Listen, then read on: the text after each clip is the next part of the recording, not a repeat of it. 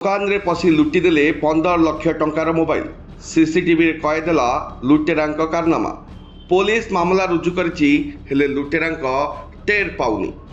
मंचेश्वर पटिया स्टेशन निकट रे थिबा त्रिशा मोबाइल स्टोर रे लुटेरा बुलाइछन्ती कलाकना।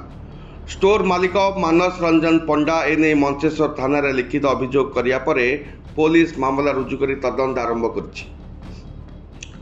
गत 20 तारिख राति प्राय 2:15 बेले 2 जन लुटेरा सटर तारी मोबाइल स्टोर भितर पशिथिले। स्टोर रे थिबा 5 रु अधिक दामी मोबाइल सहित 45 टी पुराना मोबाइल एक्सेसरीज, ब्लूटूथ स्पीकर एवं अनेक दामी जिनस चोरी करिया परे चली जाइछन्ती। पाखापाखि 2 घंटा मोबाइल स्टोर मध्य ऑपरेशन करने सह सबकिछि लुटि नैछन्ती एई दुई लुटेरा। लुटेरांक समस्त कला कारनामा सीसीटीवी फुटेज रे कैद होईछि। तबे दुई अभियुक्तंकर मुह संपूर्ण स्पष्ट देखा जाउथुवा बेले दुई अभियुक्तंकु धरिबा नै कमिशनरेट पुलिस तदंत चलाइछि।